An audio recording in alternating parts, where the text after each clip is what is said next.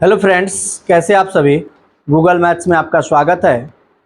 आज हम लोग जो 13 चैप्टर है क्लास 10 का, उसका फाइनल 2 क्वेश्चन कर रहे हैं, यानी कि आज हम लोग का ख़त्म हो जाएगा। अगर आप लोग अभी तक पूरा वीडियो नहीं देखे हैं तो जाइए, चैनल पर सभी वीडियो पड़ा हुआ है और उसको देख लीजिए। देखिएगा, 1 से 2 घंटा में आपका पूरा प्रश्नावली ख़त्म हो जाएगा और आप सीख भी पाइएगा। अगर कहीं पढ़े होंगे तब भी आप एक बार देख लीजिएगा, ताकि आपका रिकॉल हो जाएगा, यानी कि पुनः याद हो जाएगा। तो चलिए, बिना देरी किए प्रश्न की तरफ चलते हैं। और अगर आपको वीडियो समझ में आएगा तो चैनल को सब्सक्राइब करिएगा, वीडियो को लाइक एंड शेयर करिएगा, ठीक है। और सब्सक्राइब करना ना भूलिएगा। तो चलिए देखते हैं। धातु की चादर से बना और ऊपर से खुला एक बर्तन, शंकु के छिन्नक आकार का। अब सबसे पहले, ये धातु से बना हुआ है, अछिनक है, ऊपर से खुला हुआ है। इसका मतलब है कि नीचे से क्या हुआ है, बंद है, पेनी है, और ये वाला भाग खुला है। ये बन गया शंकु का छिन्नक, जिसकी ऊंचाई 16 सेंटीमीटर है। यहां से लेकर के यहां तक जो है, एच जो है वो 16 सेंटीमीटर का है, तथा निचले और ऊपरी सिरे की त्रिज्या क्रमशः 8 सेंटीमीटर और 20 सेंटीमीटर है। यहाँ पे 8 सेंटीमीटर है, वहाँ पे 20 सेंटीमीटर। तो कह रहे निचले, तो निचले आर जो है वो 8 सेंटीमीटर का है, और ऊपर का जो आर है वो 20 सेंटीमीटर का है, ठीक है।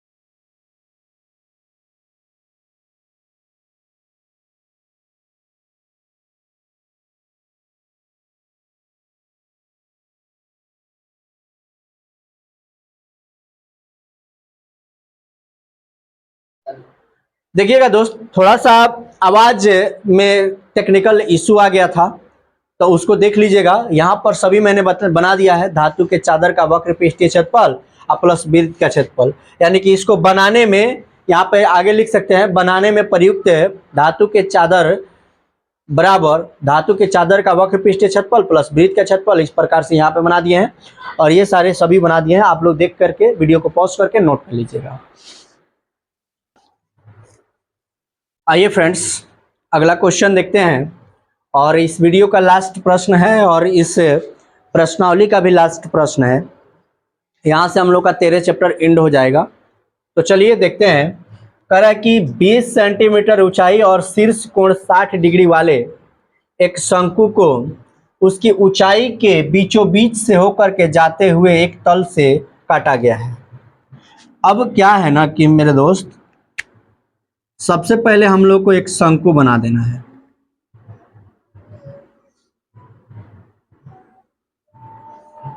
शंकु बन गया।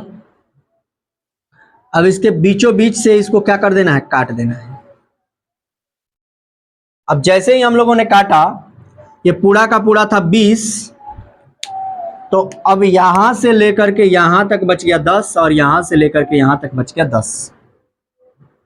एक त्रिज्या यहां आ गया और एक त्रिज्या यहां आ गया। ध्यान से देखिएगा। और यह जो एंगल था, ये टोटल एंगल जो है 60 डिग्री का है। कितने डिग्री का है? तो जब बीचों बीच से इसको भाग कर देंगे तो ये 10 तो रहेगा, लेकिन ये 30 डिग्री और 30 डिग्री का बन जाएगा। हाँ या ना में जवाब दीजिए। 30 और 30 का बन जाएगा।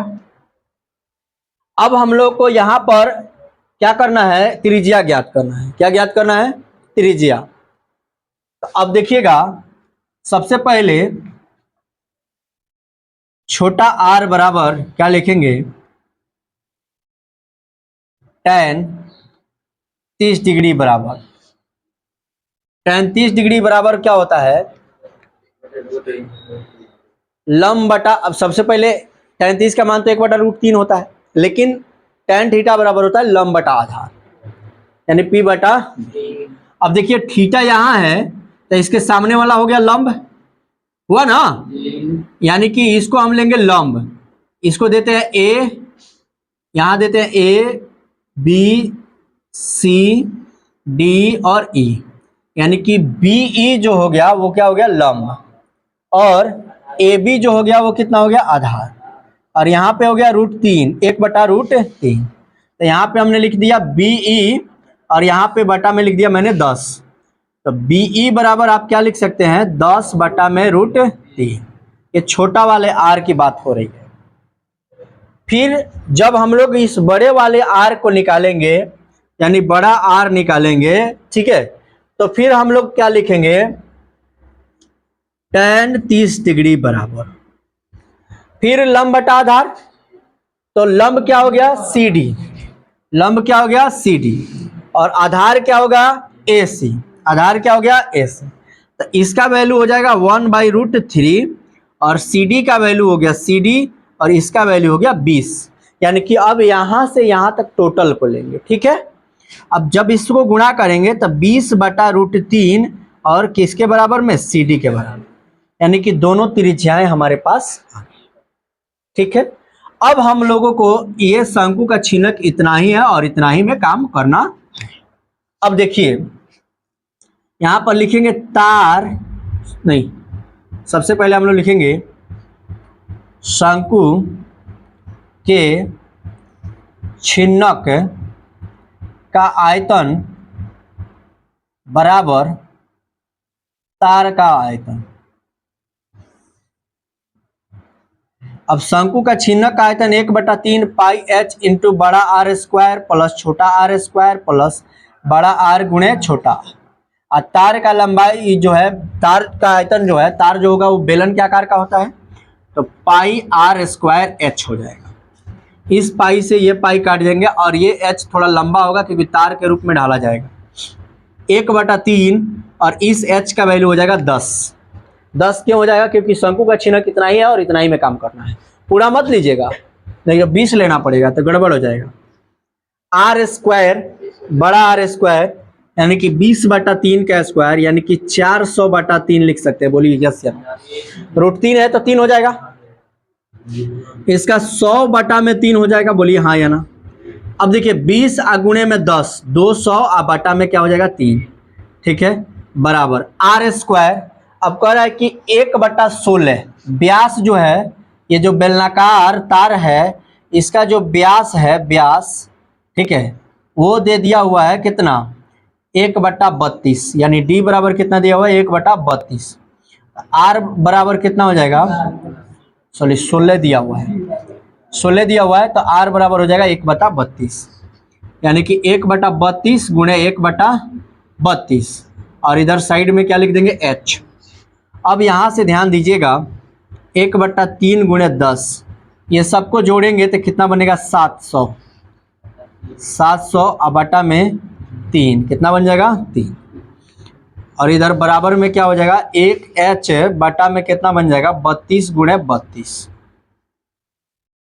अब आप देख पा रहे होंगे कि 7000 गुणे 1024 बराबर 9h, 3 तिरका 9 और ये h, ठीक है।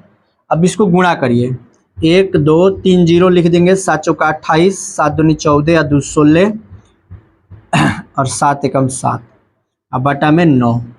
अब इससे डिवाइड करेंगे तो हमारा h निकल जाएगा, तो 963, 8 बच गया, 9 9 81 बच गया 6, 81 6 87 सॉरी 5, तो 9 छक्के 54, 54 4 बच गया, 9 चौका 36, ठीक है, और इसको दशमलव में बदल देंगे यानी मीटर में बदल देंगे, 36 4 बच गया, 9 चौका 36 फिर से 9 चौका 36, यानी कि 7964.5 सेंटीमीटर में है, तब मीटर में लिख सकते हैं, मीटर आंसर। मिला लीजिए तो दोस्त, तो देख लीजिए दोस्त ये मीटर में हो जाएगा और आपका ये प्रश्न खत्म हो गया, ये प्रश्नावली भी खत्म हो गया।